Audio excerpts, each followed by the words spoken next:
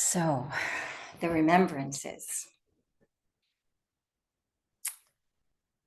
The remembrances are not to be learned because we already know them.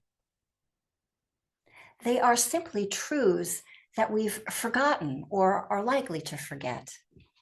So we deliberately recollect them, remember them back into conscious awareness again and again, reminding ourselves of our place in the natural order of things. The first three remembrances remind us of the existential unavoidables: aging, illness, and death. Now, the fourth, however, it reminds us that we will all grow different and be separated from all that we love, all that is near and dear to us. This remembrance is reminding us to be mindful of our habit of clinging, of holding on, of resisting change. It reminds us all of the dukkha of attachment, that we suffer when we get possessive of anything: our health, our roles, our house, apartment, car, clothing, children, partners, friends. Yet this is our human habit, to get attached, to hold on, to try to freeze frame time. We just want some security. That's all. But looking for permanence in an impermanent world is asking for trouble. That, my friends, is a recipe for suffering. Once, during a talk, Ajahn Chah, the revered Thai forest meditation master, held up a glass and he said, "Do you see this goblet? For me, this glass is already broken. I enjoy it. I drink from it. It holds water admirably and sometimes even reflects the sun in beautiful patterns. If I should tap it, well, it makes a lovely ring. But when I put the glass on the shelf and the wind knocks it over, or my elbow brushes against it on the table and it falls to the ground and shatters, I say, of course. When I understand that the glass is already broken, then every moment with it is precious. In other words, let's enjoy it while it's here.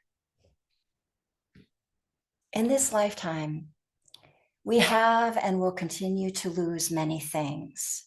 Some naturally, like children losing interest in toys or passing from one grade to the next, leaving home, going off on their own, get an apartment, go to college, get a job. Parents watch children grow and change. And at the same time, children watch their parents grow and change, and maybe even one day become their caregivers. These are inevitable losses, natural transitions. In fact, many of these obvious kind of losses or transitions are not seen or experienced as losses at all, rather as successes. Growing and learning new skills, graduating, weddings, all of these are celebrated as joyful events that signify the end of one chapter and the beginning of another. Not all losses are bad. Yes, though, we will lose things all the time. We change jobs, we develop new friendships, we slowly or abruptly outgrow, outlive, let fall away those relationships that no longer serve. We lose other things like wallets and keys, money, weight, socks in the dryer, which to this day remains a mystery to me. We lose or change our beliefs, our opinions, our values that we once held as right and true. How wonderful when we are open enough to change our minds and our hearts. This is also the point. Not getting attached allows for curiosity, creativity, and innovation. Loss teaches us something else too, doesn't it? It teaches us the value of a thing, just as grief is an expression of the love that we have for someone. Loss teaches us that we can't hold on to anything, that we aren't in control. And to be in harmony with this truth invites us to accept, adapt, change, and move with the changing nature of reality. We're always changing. Those wrinkles on your face didn't suddenly appear. They were imperceptibly etched in day by day, hour by hour, year by year. The stress of stress and the stress of joy are written in those lines. Our face, our bodies, other people's bodies will change and grow strange to us. And likewise, the world around us will keep changing. That tree you climbed as a child, the one that lost a limb in that big storm in your teens, may now be dead. Our hometown will change and grow unfamiliar to us. And the more we see this for ourselves, the more we keep bumping into impermanence, the more comfortable we can become in the discomfort of life's unpredictability. Loss is inevitable, and it's particularly a hard lesson to lose someone we love. But were it not for losing my mother at 21, losing her physical presence, her hugs, and her kisses, I would have never known how precious they were, or how she lives through me by how I hug and love now. Were it not for her death, I surely would not be here today. I am so deeply grateful to have felt her love and for seeing how that love lives on through me. Those whose love lives in our hearts are brought back to life each time we bring their brand of love into the present moment. Now that honors them and it honors us.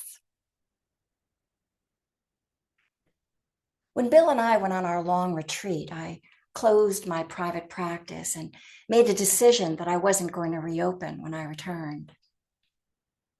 The first year of the retreat was the roughest. Not for the anxiety that I woke up with every morning, wondering if so-and-so had made a good connection with the other therapist or if they had enough medication. No.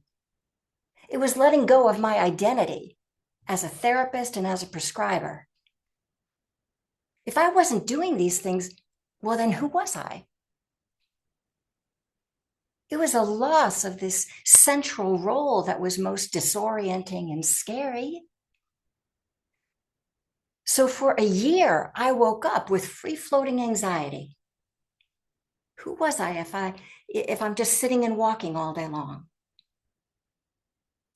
But as I settled into the rhythm of sitting and walking, well, little by little, Susan and her closet of anxieties fell to the background. Those roles took a back seat to simply being, to remembering back into the present moment, into the simplicity of being alive. And slowly, the world around me became more vivid. I grew more aware and appreciative of the small details of everyday life. Waking up each morning. Anxiety or not, waking up. Having food, shelter, clothing, flushing toilets, a hot shower, the forest, the animals. The revelation was noticing and appreciating the blessing that it was to be alive and that I had all that I needed to live well. When one is not attached, or even when one begins to monitor their level of attachment, it creates room for maneuvering, for making adjustments, for accommodating to the ever-changing conditions. Yet in the rush and the busyness of daily life, we forget who we are and where we came from, that we're a part of nature, not above it. We forget that everything will change, decay, and eventually disappear. We forget that we will lose things and that everything must go before we leave. Everything. Friends, loved ones, favorite jewelry, heirlooms, your house, the yard, your jobs, everything.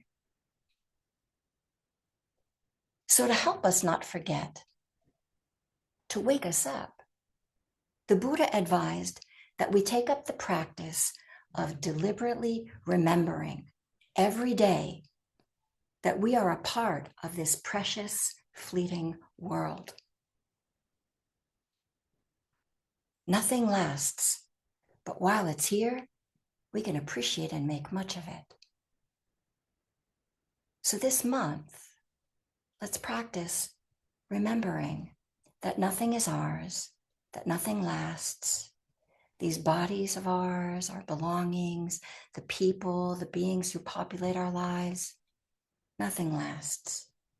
Nothing stays the same. The glass is already broken. The car has already been driven off the lot. But let's enjoy and appreciate drinking from our favorite glass, driving our new car, and savoring what is here right now. Love everything while it's here before it's all gone, before we're gone. Appreciate its presence. Enjoy. And when the party ends, let it go. But savor the patina that it leaves in your heart. And keep bringing that sheen to the fore so the heart feels uplifted and fortified by the beauty of this precious, fleeting life. We can do this. It's for our welfare and for the welfare of everyone we encounter. We can do this. Thank you for your kind attention.